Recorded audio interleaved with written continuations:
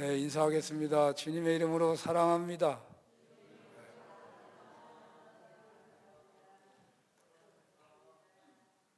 예수님께서 마태복음 24장을 통해서 세상 종말이 있다, 그때 예수님이 재림하신다는 말씀을 분명히 해주셨는데요. 이제 25장이 도착했습니다. 25장에서 재림을 기다리는 신앙인은 어떻게 살아야 하느냐라는 말씀을 하시게 됩니다. 재림을 기다리는 신앙인들, 첫 번째가 슬기로운 다섯 처녀처럼 등잔과 기름을 준비해야 한다. 둘째는 5달란트, 2달란트 받은 사람처럼 열심히 그것을 배나 남겨야 한다. 세 번째는 양과 염소로 가르러지게 되는데 양이 돼야 되니까 이웃을 사랑하는 것을 실천해라. 이런 말씀이라고 하겠는데요. 자, 열처녀 비유에 대한 말씀을 살펴보겠습니다.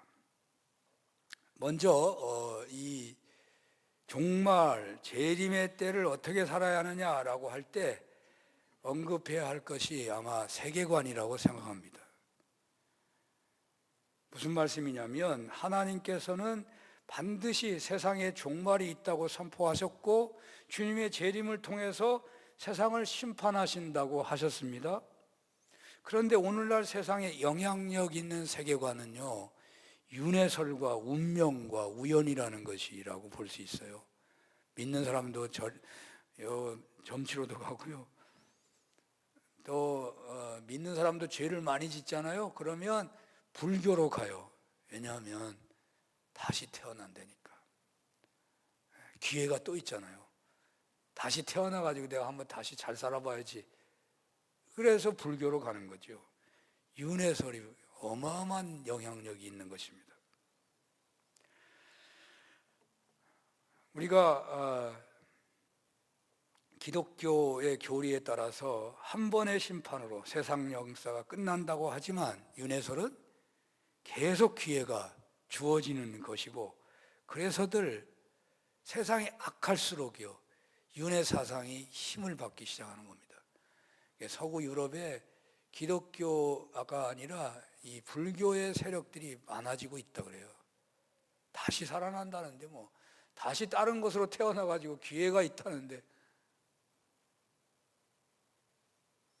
운명이라는 사상도 그렇습니다.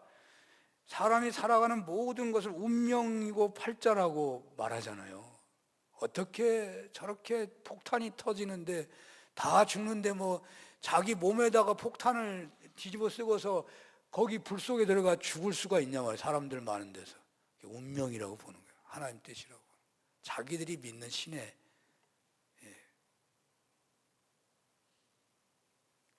우리 예수 믿는 사람도 하나님이 만들어 놓은 어떤 운명에 따라서 사는 것처럼 생각하는 신자들이 있어요. 정해졌다. 나도 하나님이 나를 정해놔 버렸어. 내가 어떻게 살든 하나님이 알아서 하실 거야. 하나님의 운명. 근데 우리는 운명에 따라 사는 게 아니에요. 또 우연에 따라 사는 사람들, 모든 게 다 우연이다. 창조도 우연. 과학자들이 말하는 진화론은 어찌 보면 우연입니다. 우연히 생겨난 거예요, 세상이. 어떻게 하다 보니까 생겨났어요. 그게 우연이지. 그게 우연인 거예요. 이 세상의 모든 게 다 우연이다. 당신과 내가 만난 것도 우연이고. 얼마나 놀라운 일이냐. 이러한 사상이요, 우리의 인간의 삶에 유익이 되는 경우가 많잖아요. 유익하기 때문에 거기에 빠져들어가는 거예요. 죄를 졌어도 윤회설을 믿으면 소망이 생기는 거예요. 너무너무 어려워. 운명이야. 피할 수가 없어. 그냥 받아들이는 거예요. 그리고는 이렇게 괴로워하지 않는 거죠. 그러니까 이러한 사상이, 그러나 유익이 된다고 해서 우리가 믿어야 되느냐가 아니고, 우리는 그리스도인으로서 주님이 뭐라고 하시느냐, 주님 말씀대로 살아가야 하는 것이죠. 종말론을 집중하여 살피면서 다시 한번 확인하게 되는 것은, 기독교는 윤회설을 믿는 것이 아니고 운명에 따라 사는 것도 아니고 우연에 따라 사는 것도 아닌 것입니다. 오직 하나님의 역사하심에 따라 사는 것이라고 분명하게 고백할 수 있어야 합니다. 역사의 주관자는 하나님이시라는 것이죠. 세상의 역사만이 아니라 개개인의 세세한 것까지도 하나님의 역사 아래 있다는 것입니다. 물론 우리는 하나님의 절대 주권을 인정한다고 해도 세상에서 아직도 사단의 활동이 존재하는 만큼 사단의 역사도 있어요. 그것을 구분하기가 쉬운 일은 아니겠지만 분명한 것은 우리 믿는 사람들은 자신 안에서 자신과의 관계에서 되어지는 모든 사건 속에서 하나님의 주권을 인정하는 고백을 할 수 있어야 합니다. 참으로 억울할 것 같은 일이 벌어졌다고 해도 일단은 하나님의 주권을 인정해야 돼요. 욥에게 사탄이 나타나서 극심한 고난을 준 시험이 있기도 했지만 그것도 하나님의 허락 아래 된 거라고요. 하나님의 허락 아래 된 거예요. 하나님의 절대 주권에 의해서 다스려지는 세상, 우리가 하나님의 말씀에 순종하며 하나님의 뜻에 순종하며 하나님께로부터 부여받은 사명에 충성하며 살아갈 때에 하나님께서는 언제나 우리를 귀하게 사용하시고 우리들의 생애를 당신의 선한 역사로 인도하시는 것입니다. 우리들에게는 우연이라는 것이 있을 수 없어요. 하나님께서 인도하십니다.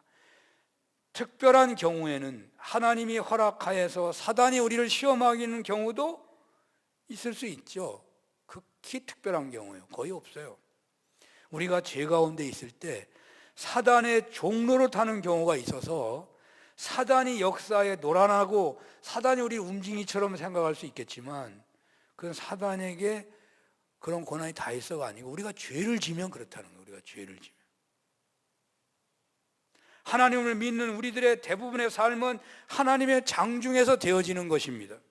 우연히 있을 수 없고 하나님께서 우리를 친히 살피고 계시는 것입니다. 하나님께서 친히 지켜보고 계십니다. 우리가 하나님 뜻에 보여주는 반응에 따라 하나님께서는 우리를 다스리시고 인도하시는 겁니다. 불신앙으로 계속 간다면 하나님은 그 불신앙에서 벗어나도록 이끄십니다. 그 과정에서 그 사람은 큰 시련에 놓일 수도 있습니다.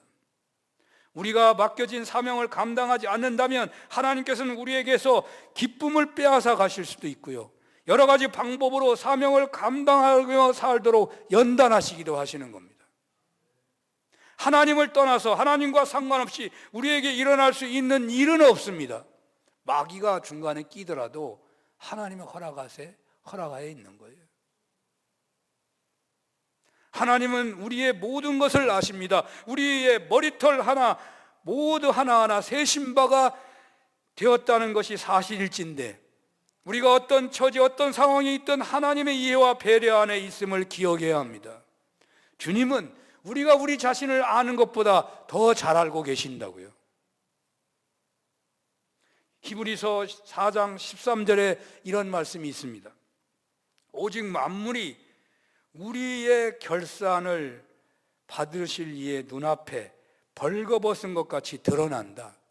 우리의 모든 일생을 결산하시는 그 하나님 앞에 모든 만물, 우리 모두가 다 벌거벗은 것 같이 드러나게 된대요.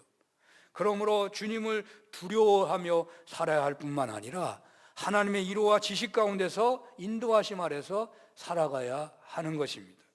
하나님은 여러분들이 병들었을 때 여러분에게 무슨 일이 일어나든지 다 아실 뿐만 아니라 여러분들의 가족을 여의고 슬픔을 당할 때 마음의 온갖 고통과 상심을 다 아신다니까요. 그 모든 것을 아십니다. 그의 전지하심 밖에 있는 것은 세상에 어느 것도 없습니다. 종말을 믿으며 재림으로 인하여 단 일회의 심판 앞에 놓여있게 된 신앙인으로서 우리는 단 한 번뿐인 고귀한 한 생애를 살아가고 있다는 것을 알아야 하는 것입니다. 여러분이 드리는 이 예배 다음 주에 또 드리지만 이 예배는 한 번밖에 없는 겁니다. 2번, 3번, 4번이고 계속 있을 거라고 생각하며 사는 거하고 한 번밖에 없다고 생각하고 사는 거하고 그 사람의 삶의 태도와 결과가 어떻게 다르겠습니까? 근데 우리는 뭐 또 있겠지 하고 하니까 또 실제로 주어지니까. 그러나 종말론적 신앙은 그게 아니에요. 오늘이 마지막이라고 생각하고 사는 거잖아요. 최고의 정성을 다하고 살아야 하는 것이죠. 종말과 재림을 믿는다는 것은 바로 이런 세계관을 가지고 사는 거예요. 윤회도 없고 운명도 아니고 우연도 아니고 하나님의 섭리 아래서 우리는 사는 거예요. 모든 것이 다. 우리의 순종과 충성에 따라서 우리의 인생은 얼마든지 달라질 수 있는 거예요. 운명이 아니라니까요. 운명이 아니라니까요. 운명이나 우연이나 우연애가 지배하지 않습니다. 하나님께서 역사하시고 하나님께서 지배하십니다. 이런 분명한 고백으로 오직 주님의 말씀에 순종하고 주님 주신 사명에 충성을 다하시는 은혜가 있으시기를 축원합니다. 열천의 비유의 말씀은 당시의 결혼 풍습에서 온 비유입니다. 예수님의 말씀은 당시의 사람들이 익히 잘 알고 있는 그것을 비유로 들어서 말씀하시는 거지 전혀 모르는 얘기를 하시는 게 아닙니다. 당시의 결혼식은 그 사회에서 가장 중요한 행사 중에 하나였습니다. 결혼식은 마을 전체 사람들이 다 함께하는 행사였습니다. 잔치 행렬에 들기 위해서 율법 공부하는 학생들에게 랍비들이 휴가를 주고요, 잔치가 초막절이 진행될 때는 천막에서 자야 하는 종교적 의무를 면제해 주기도 했다 그래요. 자, 결혼잔치가 그 당시에 사람들이 얼마나 중요했느냐, 우리는 익히 알 수 있는 거죠. 또 결혼식은 반드시 초대를 받은 사람만 참석하는 것이고 대략 일주일간 계속 진행된다고 합니다. 이 결혼식의 클라이막스는 신랑이 신부의 아버지 집으로 신부를 데리러 오는 의식이라 그래요. 신부 데리러 가는 거. 바로 이 의식은 중류급의 가정에서는 대체로 10명의 처녀들이 단장하고 춤추고 노래하며 신랑을 기다리면서 신부를 즐겁게 한다고 합니다. 왜냐하면 신랑이 오는 시간은 정해지어져 있지 않다는 거예요. 우리 내에도 이런 풍습 하나가 있죠. 함을 파는 것이 있잖아요. 그런데 이 함을 가져가는 사람들이 몇 시에 간다고 말하고 가는 게 아니고 그냥 어느 날 간다고만 하고 간다 그래요. 뭐 그랬는지 안 했는지 저희도 뭐 함 흉내만 내고 말았는데, 뭐 시계가 없었던 시대니까 뭐 몇 시에 한다고 말도 못 했는지 모르지만 어쨌든 어느 날 간다고 가는 거잖아요. 근데 이스라엘에서는 기다리게 해놓고 지쳐 있을 때 갑자기 들이닥치는 것이 결혼식의 묘미였다는 거예요. 우리 함 파는 데는 뭐 발바닥 때리는 게 묘미였는지 모르지만 우리나라는 막 때리는 거잖아요. 근데 이스라엘은 갑자기 나타나가지고 신랑이 왔다 그렇게 한다는 거예요. 그래서 한밤중이나 혹은 새벽에 신랑이 왔다는 소리를 그 사자라고 말을 해요. 그 말을 전하는 사람이 확 그냥 큰 소리로 외치면 사람들이 이제 그때서 막 불을 켜고 나가는 거죠. 정신없이 나가는 거죠. 오늘날은 상상이 안 됩니다. 왜냐하면 나가면 다 그냥 훤하잖아요. 저는 이 눈이 이렇게 적응을 잘합니다. 왜 적응을 잘하냐? 저는 거의 불을 켜고 있지를 않아요. 사무실에서도 거의 불을 안 켭니다. 그러니까 이 어두운 것도 금방 적응해. 나가도요 금방. 저는 산에 가도 후라시 거의 피지 않습니다. 후라시를 키면 좋을 것 같지만 후라시를 키는 순간에 고기만 보이고 바깥에는 하나도 안 보여요. 더 어두워. 아무것도 안 보이는 것 같아. 깜깜하니까 대책을 세우기가 어려워요. 근데 비가 오거나 뭐 그러면 하나도 안 보이지만 그렇지 않은 한 빛이 있어요. 그러면 눈이 적응을 탁 해가지고 착하거든요. 근데 어쨌든 간에요, 옛날에는 빛이 거의 없으니까 불을 안 들고는 나갈 수가 없는 거예요. 그러니까 이 밤중에 신랑을 맞이하기 위해서 열처녀들이 등불을 준비해요. 신부가 얼마나 초조하겠어요. 언제 올지도 모르고. 그러니까 그 친구들이 불을 준비해가지고 막 춤추고 놀아주는 거죠. 자기도 또 그런 거 대접받는 거니까. 그 잘 준비하고 있어야 되니까. 근데 여기 보면요, 밤중에 오는 신랑을 맞이하기 위해서 열 처녀들이 등불을 준비했는데, 여기 등불은 우리나라 사람들이 들고 다니는 등잔 같은 것이 아니에요. 등잔이라고 번역되어 있지만 등잔이 아니에요. 우리나라 등잔은 뭐 모르겠어요. 옛날에는 어땠는지. 제가 살 때는 여기 기름통이 있어요. 밑에 통이 있어가지고 기름을 부으면 뭐 하룻밤은 새겠더라고, 불 켜놓으면. 근데 여기 성경에 뭐라고 되어 있냐면, 불을 들고 또 기름 그릇을 준비하고 있는 걸로 나오잖아요. 그러니까 이스라엘 풍습에 나온 이 등잔은 횃불 같은 거래요. 횃불 같은 거고, 그 다음에 기름을 따로 그릇에 담아가지고 준비하고 있는 거예요. 그래서 등잔을 준비하고 있는 것이 아니고 횃불이고, 그리고 기름을 따로 준비하고 있는 거예요.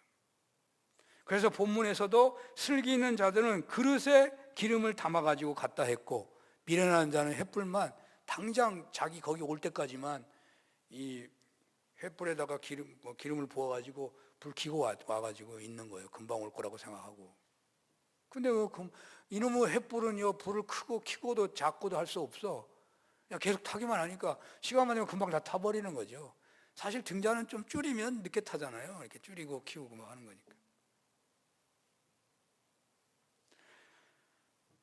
이 횃불은 금방 타고 결국 신랑이 밤중에 왔기에 다 같이 졸고 있다가 신랑이 온다는 소리를 듣고서 이제 맞으러 나가는데, 기름이 없는 사람은 불을 켤 수가 없는 거죠. 그래서 못 가고, 기름이 준비된 사람은 이 기름을 부어가지고 불을 켜고 간다는 거예요. 그런데요, 궁금한 게 있잖아요. 미련한 처녀들은 옆에 친구에게 기름을 얻으려고 그냥 이것만 들고 왔을 것 같아. 그러지 않겠어요? 여러분 어디 가서 등산 간다고 가보십시오. 물 먹을 거 다 싸오는 사람이 있고, 어떤 사람은 그냥 빈털터리로 와요. 왜 물이야 없겠어, 얻어먹으면 되지. 그리고 다 나눠주잖아요. 또 사람들이 안 가져올 줄 알고 미리 가져간 사람도 있고, 뭐 가지각색이잖아요. 그러니까 이 불을 가지고 가는데, 이게 두 가지를 들고 가기 어려우니까 불 하나만 들고 오는 사람도 있을 거 아니에요. 내가 좋은 일 하러 가는데 뭐 신부 집에서 기름 다 준비해 놨겠지, 이럴 수도 있고요. 그러나 현실적으로는 그것이 가능했겠지만, 오늘 본문에서 주님은 슬기로운 처녀들의 이기적이고 냉정한 태도를 드러내고 있어요. 이거는 있을 수 없는 일 같은 것을 드러내고 있는 거예요. 이 똑같은 사건, 그러니까 불을 들고 가서 뭐 갔는데 등잔이 없어서 못 나간 사람이 항상 있다, 이런 뜻이 아니고, 그런 때가 언제 한번 있었는 모양이죠. 다 옆에서 빌려주지, 안 빌려주겠어요? 다 빌려주지. 집에서도 갖다 주고, 이거 키고 가라 그러지. 그런데 오늘 성경에서 주님은 처녀들의 이기적이고 냉정한 태도를 드러낸다니까, 부각시키고 있어요. 예상을 뛰어넘는 부분이 바로 여기에 있는 것입니다. 예수님의 말씀을 듣고 있는 사람들은 바로 이 점에서 놀라는 것입니다. 바로 이 놀라움 안에 메시지가 담겨 있는 거예요. 신랑 대신 주님의 재림을 통하여 맡게 되는 하나님의 나라의 잔치는 다른 사람의 도움으로 들어가는 것이 아니라는 것을 주님은 드러내고 있단 말이에요. 여기에서 신앙은 매우 공동체적입니다. 신앙은 교회라는 공동체에서 지켜지고 성장하는 것입니다. 그러나 다른 사람의 신앙의 덕으로 내가 천국 잔치에 들어가는 것은 결코 아니라는 말입니다. 재림의 때를 살고 있는 신앙인들이 명심해야 할 것은 바로 이런 태도입니다. 우리 며느리가 예수 잘 믿으니까 우리 집은 괜찮을 것이라고 안심하고 계신다면 큰 오산입니다. 본문은 혼인잔치에 참여하느냐 마느냐 긴박한 현실에 있는데도 냉정하게 이렇게 주님 말씀하십니다. 우리와 너희의 쓰기에 다 부족할까 하노니 너희 쓸 것은 너희가 사라. 새치기 하는 운전사들 많이 있잖아요.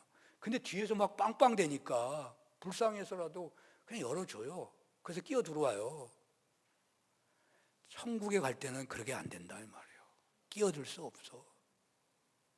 주님이 안 된다고 하니까 여기서 안 된다고 나오는 거예요. 너희 쓸 것을 너희가 사라. 주님의 재림을 기다리는 신앙생활을 하고 있는 우리들에게 언제든지 이 경고를 품고 살라는 것입니다. 이것을 알고 자녀들을, 남편을, 부모님을 섬겨야 할 것입니다. 이것을 알고 우리 자신들의 분명한 믿음을 점검해 봐야 한다 그 말입니다. 본문의 상황을 본다면 10처녀 다 등불이 있었습니다. 그들은 다 신랑을 기다리고 있었습니다. 신랑이 오기 전까지 그들은 똑같은 상황이었습니다. 그래서 그들은 신랑이 왔을 때 전혀 다른 상황으로 분리될 줄을 아마 상상하지도 못했을 것 같아요. 일을 간다 그랬으니까 성경에는 함께 기다리고 있으니 그저 안심하고 있었을 것입니다. 그렇습니다. 오늘 예배드리시는 여러분들 여기 예배드리고 있다는 것으로 안심하겠지만 본문에 따른다면 안심할 것이 못될 수도 있다는 말입니다. 왜냐하면 본문에서는 반만 구원받는다고, 반만 천국잔치 간다고, 맷돌을 돌릴 때 한 사람은 들림을 받고 한 사람은 버림을 받는다고 그러니까 반반 한다고 생각할 수 있잖아요. 물론 오늘 본문은 반은 구원을 받고 반은 구원을 못 받는다는 것을 해석해서는 안 됩니다. 교회가 그거는 뭐 반은 딱 정해놓고 반만 받고 반 못 받게 하느냐, 그건 말이 안 되잖아요. 좋은 교회는 그게 다 받는 거고 못 받는 안 좋은 교회는 한 명이나 두 명 1%밖에 안 되는 수도 있지 않겠어요? 그 반이란 말은 그 절반을 말하는 게 아니에요.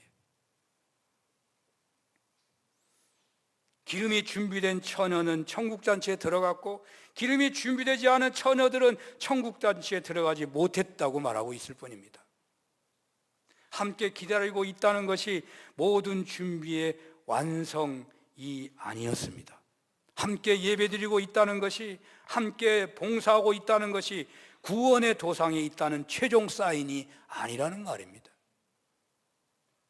중요한 것은 기름이 준비되었느냐는 말입니다. 이 기름은 결코 빌릴 수가 없는 기름을 말하는 것입니다. 여러분들에게 충분한 기름이 준비되어 있습니까? 그 기름이 무엇이겠습니까? 이 기름은 학자들 설교가마다 다른 말 할지 모르지만 제가 보고 또 제가 믿어지는 것이 뭐냐면요, 믿음이라는 거예요. 이 기름이 믿음이다. 어떤 환난에서도 어떤 위협 아래서도 부인하지 않는 믿음, 포기하지 않는 믿음이라는 것입니다. 어떤 유혹에서도 변절하지 않는 믿음을 말하는 것입니다. 우리네가 기뻤다 화났다 하듯이 변할 수 있겠지만 이 믿음은, 이 천국잔치에 참여하는 기름이 준비된 믿음은 변하지 않는 거예요. 아침에도 낮에도 예배 때도 장사할 때도 논쟁할 때도 욕을 먹고 있을 때도 오해받고 있을 때도 이 믿음은 변하지 않는 거예요. 않는 믿음을 말하는 거예요. 고린도후서 13장 8절에 이런 말씀이 있습니다. 너희가 믿음이 있는가? 너희 자신을 시험하고 너희 자신을 확증하라. 예수 그리스도께서 너희 안에 계신 줄을 너희가 스스로 알지 못하느냐? 그렇지 않으면 너희가 버리운 자니라. 현대 번역에는 이렇게 되어 있습니다. 여러분들은 자신을 잘 살펴보십시오. 여러분이 참다운 그리스도인입니까? 그리스도인이 되는 시험에 합격하셨습니까? 여러분은 그리스도의 임재를 경험하며 여러분 속에 역사하시는 그분의 능력을 실감하고 있습니까? 그와 반대로 사실은 그렇지 않으면서도 그리스도인이 된 흉내만 내고 있는 것은 아닙니까? 이렇게 번역되어 있어요. 기름은 믿음입니다. 우리가 믿음이 있다고 하면서 상황에 따라 변하기를 잘하는 믿음인지 한번 우리 자신의 믿음을 한번 살펴봐야 합니다. 오늘 본문은 예수님의 재림의 임박함을 알고서 열광적으로 믿었다가 재림의 지연을 경험하면서 이내 믿음을 지탱할 힘조차 잃어버리는 당대 신앙인들의 현실을 배경하고 있는 것입니다. 오늘날도 우리가 예수 믿어 뜨겁게 신앙생활 하다가 어느 순간에 그냥 믿음을 다 잃어버린 그런 신자도 여기에 해당하는 거죠. 그렇다면 구원을 받느냐 못 받느냐를 결정하는 믿음은 있다고 하더라도 한 가지 언급하게 되는 것은 우리의 믿음이 지속적이냐. 여기 충분한 기름을 준비한 것은 변치 않는 믿음을 가졌다는 말입니다. 이 말은 오늘날 무슨 말이겠습니까? 어떤 위기에 직면한다고 하더라도 변치 않는 믿음을 말하는데요, 다른 말로 쉽게 말하면 성령이 충만한 믿음이에요. 주님의 재림을 사모하며 살아가는 우리의 믿음은 성령 충만한 믿음이어야 합니다. 오늘 본문 결론처럼 쓰고 있는 13절에는 뭐라고 되어 있냐면 깨어 있으라, 깨어 있으라 그렇게 말하고 있습니다. 그런데요, 신랑이 오기를 기다리다가 5처녀는 깨어 있고 5처녀는 잠잔다고 되어 있지 않아요. 오늘 성경은 10처녀가 다 자고 있대요. 그 10처녀가 다 자고 있다가 주님이 오신다, 신랑이 온다 그러니까 그때 눈 뜨고 이제 불을 붙이고 나가는 거거든요. 따라서 여기 깨어 있는 것은 육신적으로 눈을 뜨고 있는 것을 말하는 게 아니에요.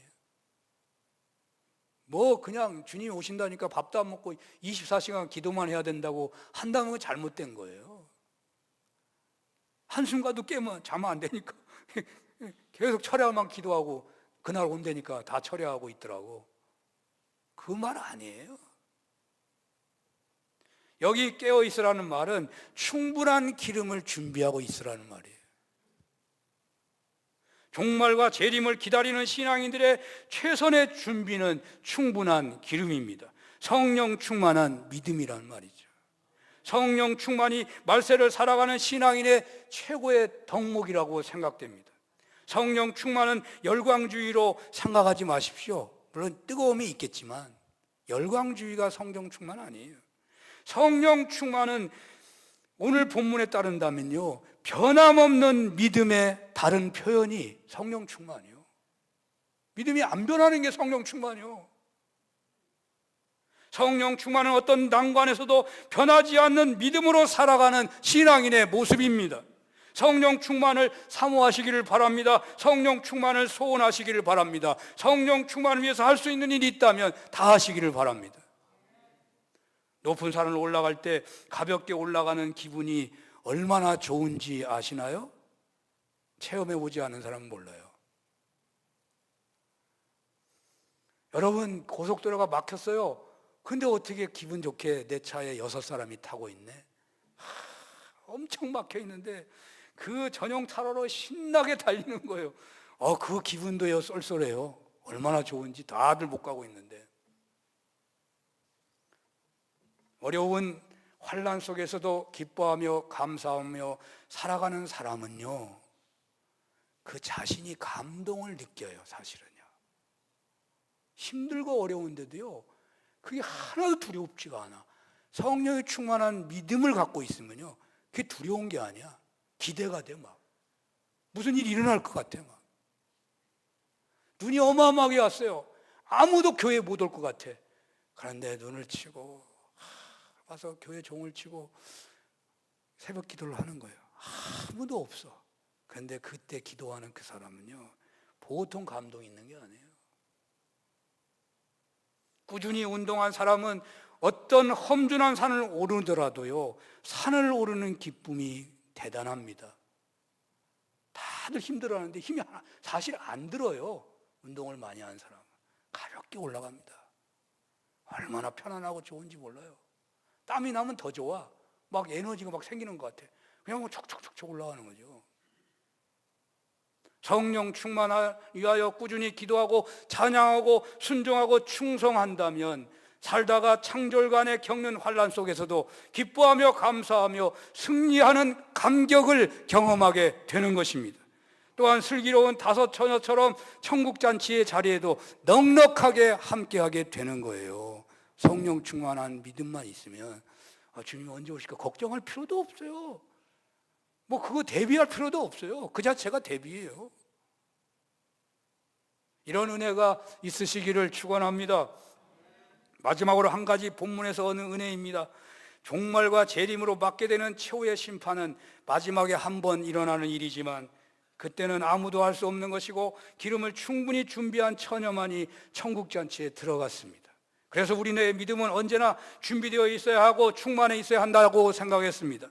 그런데 여기서 약간 비약을 해보면 우리의 모든 삶은 태어나서 죽을 때까지의 모든 영역이 하나님의 심판 아래 있다는 것을 생각해야 한다는 것입니다. 즉 심판은 마지막에 한 번 있는 것이니까 심판이 있기 전까지는 아무렇게나 살아도 괜찮고 심판이 임하기 직전에 깨어있고 믿음을 지키고 있으면 된다라고 생각하기가 쉬울 텐데, 그러나 주님은 재림이 언제인지 아무도 모르기 때문에 이러한 태도는 원천적으로 잘못이라고 말하고 있는 것입니다.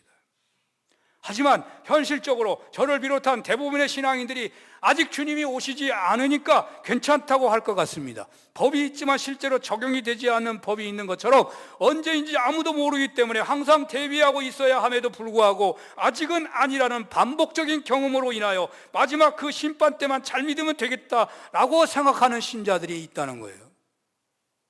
그래서 지금 조금씩 죄를 지어도 마지막 직전에 회개하면 된다고 생각할 수 있습니다.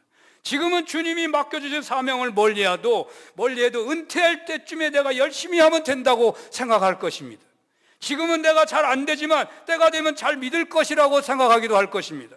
지금은 세상의 쾌락도 즐기고 불륜 비슷한 것을 통하여 낭만도 즐기고 말씀에 어긋나는 세상적 문화 생활도 즐기다가 마지막이 되기 전에 열심히 하면 된다고 생각하기도 할 것입니다.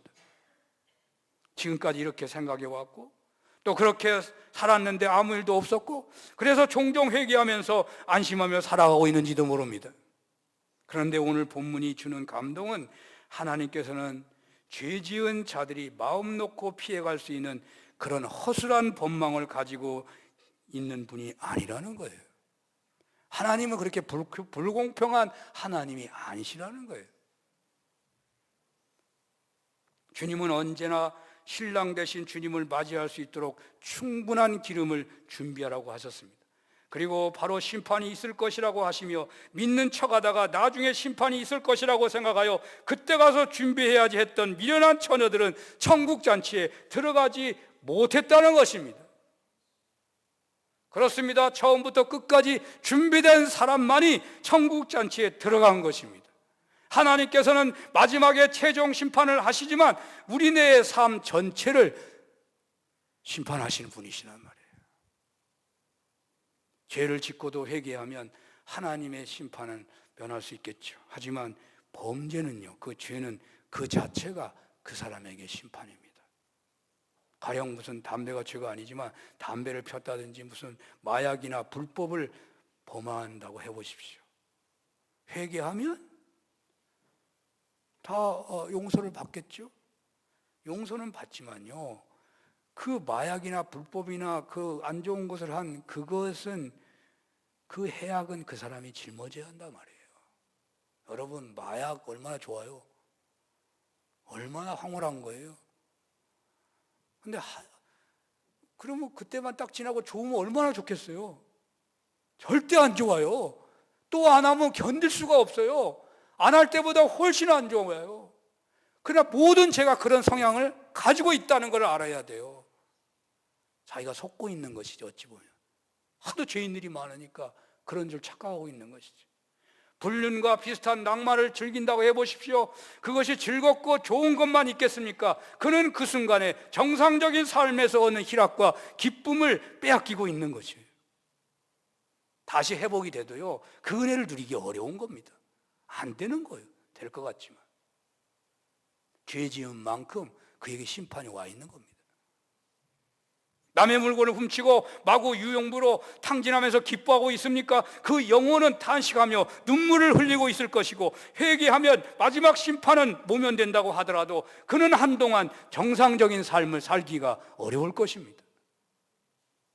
죄를 짓고 많이 돈을 벌어서 의리의리한 집을 짓고 행복하게 살아간다고 생각하십니까? 이미 그 죄는 그 사람을 심판하고 있습니다. 그의 양심은 괴롭힘을 당하고 있을 것입니다. 그는 정상적으로 벌어서 남을 돕는 기쁨을 알 수가 없는 거예요. 그 또 다른 천국을 맛볼 수가 없는 거예요. 그의 부유함은 겸손의 아름다움을 못 보게 하고 돈과 권력의 위력 앞에서 굴복한 우상 숭배자, 또 탐욕의 눈이 어두운 자가 되어버리기가 쉬운 거예요. 믿는다고 하면서도 그런 우상 숭배자처럼 살아가는 거예요. 불쌍하게 살아가는 거예요. 아니, 이미 그렇게 심판을 받아버린 것입니다. 다윗이 범죄한 후에 침상을 눈물로 띄우며 기도했듯이 그러한 회개 없이 결단코 벗어나기 어려운 심판을 받아버린 거예요. 아들이 반란도 죄 때문이라고 보는 사람이 많잖아요. 그렇습니다. 죄는 그 자체가 심판이기도 합니다. 부패한 음식을 먹으면 그 자체가 몸에 해롭습니다. 죄는 그 자체가 우리의 몸에 해로운 거예요. 나중에 주님 오실 때쯤에 해결할 것이 아니라고요. 하나님께서 그것으로 인하여 그 무슨 벌을 받을까만을 두려워하지 마십시오. 하나님께서는 그 죄의 길을 막으시기 위해서 벌을 주시기도 해요. 그러나 그 자체가 심판이 된다는 것을 잊지 않아야 돼요. 우리가 용서받으면 두려워할 필요는 없겠지만, 그러나 그 죄 자체가 우리의 심판이 되기도 한다는 것을 꼭 기억해야 돼요. 그래야지 아무렇게나 살다가 마지막에 회개하면 그만이라고, 하나님이 그렇게 어리숙하고 불공평하게 사람을 대우할 리가 없어요. 지금 나태하고 게으르게 살아가는 것 나중에 열심히 하면 될 일이 아닙니다. 재림의 심판이 언제 올지 모르기에 날마다 깨어 있어서 재림을 준비하고 살라고 하신 하나님은 전능하신 하나님이에요. 전능하지도 않은 하나님이 이런 말을 하시겠어요? 전능하신 하나님이에요. 날마다 경건하고 성결하며 순종과 충성으로 살아가는 신앙인과 나중에 주님 재림하시기 직전에 그때 가서 충성해야지 하는 태도로 죄와 벗삼아 살아가는 사람들을 똑같이 대우하실 리가 없다고 말이에요. 제가 어떤 다른 설명을 하지 않더라도 말이에요. 종말과 재림의 때를 살아가는 우리들은 날마다 심판이 언제 임할지 모른다는 경각심을 가지고 살아가야 하는 것입니다. 그래야 날마다 충분한 기름을 준비할 수 있기 때문입니다. 충분한 기름을 준비하면 어떤 환난에서도 기뻐하고 감사할 수 있는 능력 있는 신앙인이 되기 때문에 그렇습니다. 이런 은혜가 있으시기를 축원합니다. 하나님 아버지, 슬기로운 다섯 처녀처럼 살아가는 복을 주옵소서. 예수님 이름으로 기도합니다. 아멘.